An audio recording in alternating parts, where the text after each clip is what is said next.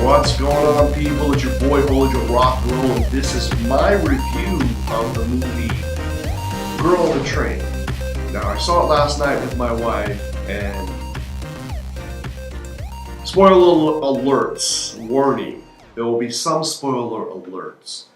But I wanted to address this movie and discuss it in terms of an overall feeling and an overall impression of what it's saying about society and the interaction, the relationship between men and women.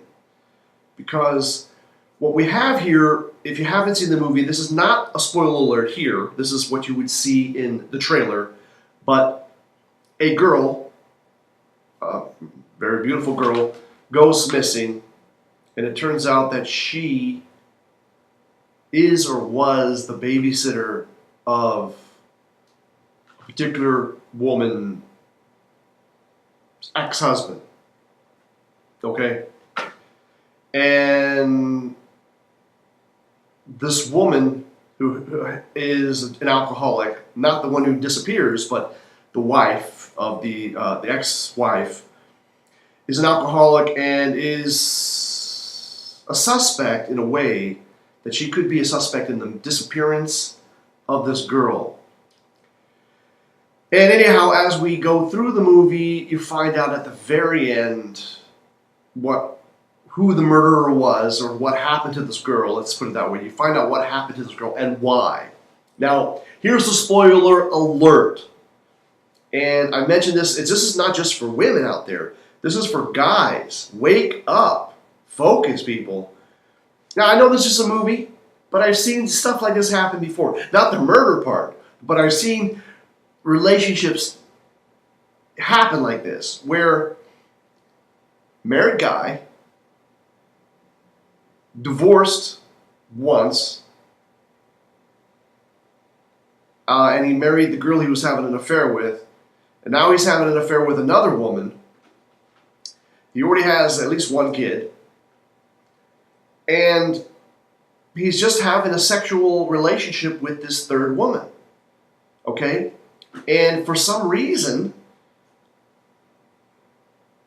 the third woman, the one that goes missing, gets pregnant, tells the man, who says, well, you're going to have an abortion.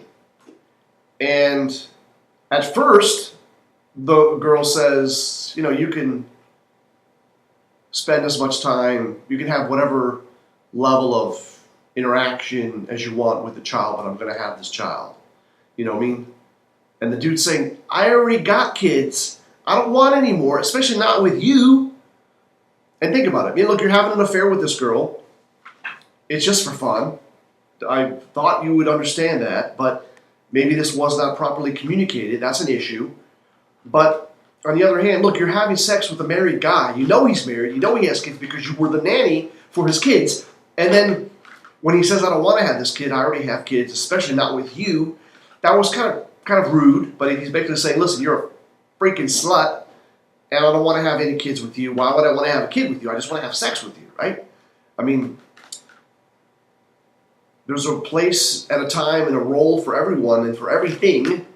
And until those relationships are changed, I mean, that's your role. You're basically a dude's sex puppy, or your warm sex doll. That's let's be honest. And then, when the woman who's pregnant is rejected, then she throws it in his face saying, I'm going to take all of your money, blah, blah, blah. So check it out. Flip the script from, look, I'm going to have this child. You can have whatever amount of access as you want. Whatever. That's not the phrase she said. She said you can be a part of this child's life as much as you want or as little as you want. Right? That was the first approach from the pregnant girl. Then when he rejected that, she flipped the script to anger and from out of rejection, saying, I'm going to F you over, I'm going to take all your shit, you're going to pay for everything, and that's when she got killed.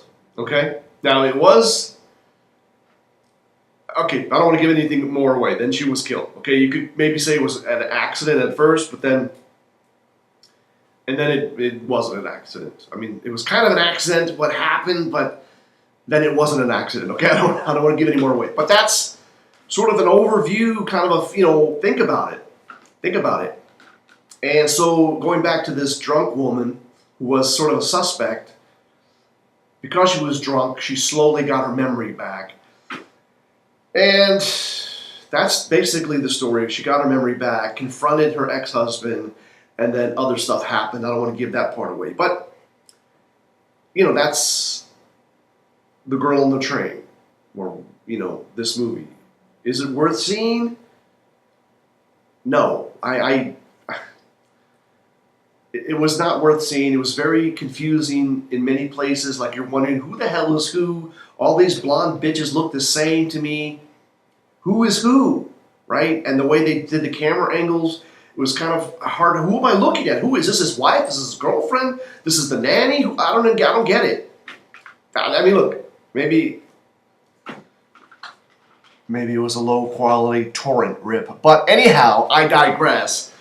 It was good enough. It was good enough. The quality was good enough. And I just cannot recommend this movie. I just think it was bogus. Think about it. So here's sort of the big plot line, overarching plot line for any of you script writers. Somebody disappears. Somebody is a witness, but the witness lost their memory for whatever reason. And then slowly through the movie, the memory comes back and you solve the problem. That's the flow. That's the arc of this movie. Okay? So think about it. If you took that and just changed the elements out, you could pretty much write any movie, a new movie, just following that same sort of script, that same arc, story arc, right? It's lame. It's very lame. And, the movie was hyped up to a lot of people that it was such a great movie, it was such an amazing movie. It wasn't any of that. It was... So I'm giving it 2 thumbs down.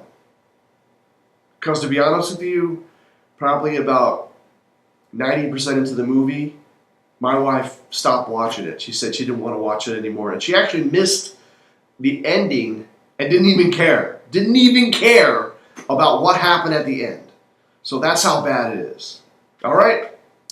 I'm Holy Joe Rock and Roll. This has been my movie review of The Girl on the Train. And asking you, reminding you to make it happen for the captain because you're